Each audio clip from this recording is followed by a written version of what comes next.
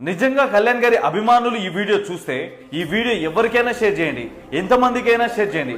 ఇప్పుడు నేను చూపించే వ్యక్తి రేపటికల్లా అరెస్ట్ అవ్వకపోతే హోంమంత్రి అనిత గారు, రేవంత్ రెడ్డి గారు రేపటి నుంచి నా నోట్లకెళ్ళి వచ్చే మాటలు ఎలా ఉంటాయో మీకు చూపిస్తాను. ఒకసారి ఈ వ్యక్తి ఎలా మాట్లాడుతున్నాడో మీరు ఒకసారి చూడండి.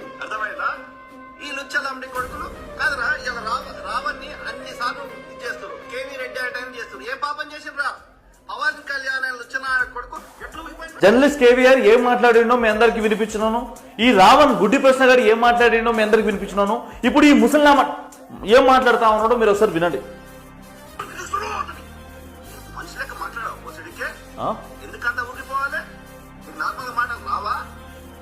సుగాలి ప్రీతి కేసును వాడుకొని ఎంత ఎంత జగన్ మీద ఇన్ని ఆరోపణలు చేశాడు. ఫస్ట్ అంతగా సుగాలి ప్రీతి కేసు. ఓకే, ఇంకో పేటీఎం కుక్క బయటకు వచ్చిందిలే గానీ నేను ఇప్పుడు ఏమంటా ఉన్నానంటే, ఈ ముసల్లా కొడుకు యాడుంటే, లేకపోతే ఈయన కాంటాక్ట్ నెంబర్ మీ దగ్గర ఏమైనా ఉంటే, లేకపోతే మీ ఇంటి పక్కన ఏమైనా ఉంటే ప్లీజ్ నాకు కొంచెం డీటెయిల్స్ ఇవ్వండి.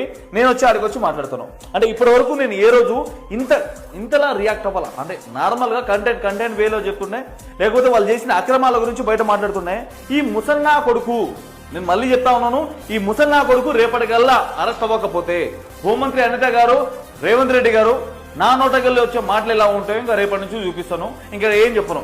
ఈ వీడియో రేపటి వరకు ఎంతలా షేర్ చేస్తారో మీ ఇష్టం. ఈ ముసల్లా కొడుకు మాత్రం ఖచ్చితంగా అరెస్ట్ అవ్వాలి.